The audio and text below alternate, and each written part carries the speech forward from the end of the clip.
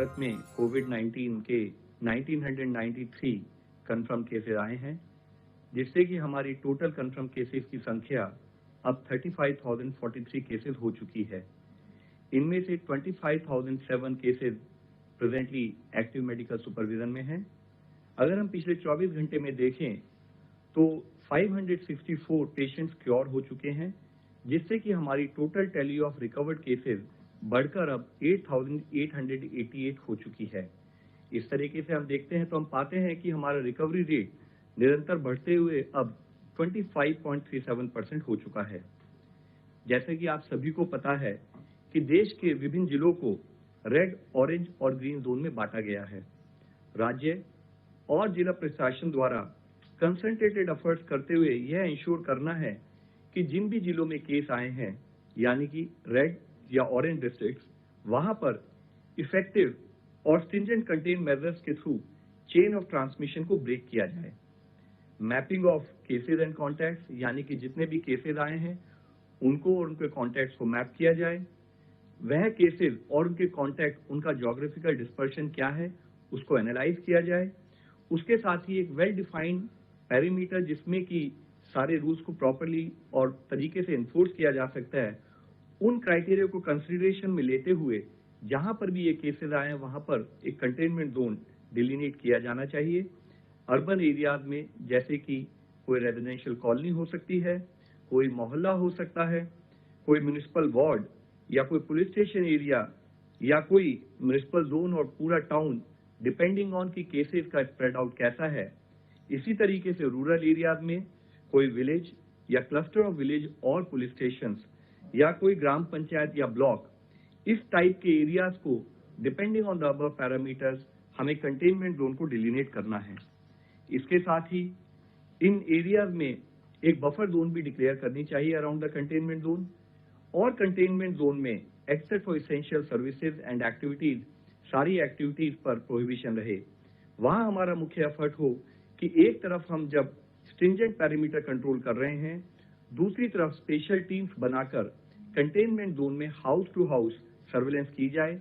ये special teams सभी cases को एक्टिवली सर्च करें। उनका फोकस ILI यानी कि इन्फ्लुएंजा लाइक इलनेसेस और सारी यानी कि सीवियर एक्यूट रेस्पिरेटरी सिंड्रोम के केसेस को डिटेक्ट करने में लगे। सभी केसेस जो पाए जाएं उन पर टेस्टिंग क्राइटेरिया के तहत सैंपलिंग उनकी की जाए, सारे कॉन्टैक्ट ट्रेस किए जाएं और उसी के साथ ही जितने भी पॉजिटिव केसेस पाए जाएं उनका प्रॉपर प्रोटोकॉल के हिसाब से क्लिनिकल मैनेजमेंट कर फेटालिटी को कम से कम करके उन पेशेंट्स को रिकवर कराया जाए।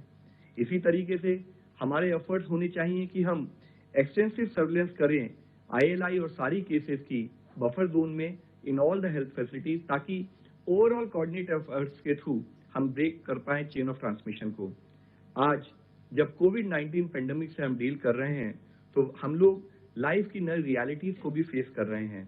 एज पीपल से कि we are going to see a new normal, हमें जरूरत है कि हम सावधान रहें, जागरूक रहें और हर तरीके से सतर्क रहें। कंटेनमेंट जोन के बाहर भी सरकार के द्वारा दिए हुए सभी दिशा निर्देशों का पालन करना अति आवश्यक है। हमें कॉन्शियस एफर्ट्स करने हैं कि जब हम लोगों के साथ कॉन्टैक्ट में रहें तो डायरेक्ट और कन्फाइंड कॉन्टैक्ट से फिजिकल डिस्टेंसिंग के नॉर्म्स को पालन करते हुए हम लोगों से मिलें और उसके हिसाब से अपना दिनचर्या प्लान करें। किसी भी एरिया में कंजेशन से बचने के लिए स्टैगर्ड टाइमिंग जैसे कॉन्सेप्ट्स को फॉलो करें। हैंड्स को अपने washing hands with soap, water या सैनिटाइजर का उपयोग, इसके थ्रू हम हैंड हाइजीन को प्रमोट करें। जो भी फ्रीक्वेंटली टच सर्विसेज हो सकती हैं जैसे कि टेबल टॉप्स, चेयर के हैंडल्स, कीबोर्ड्स, माउस पाड एक्सेट्रा, उनको नियमित रूप से डिसइंफेक्ट और साफ करते रहें और सभी लोग मास्क या फेस कवर एज अप्रोप्रिएट उसका इस्तेमाल करें।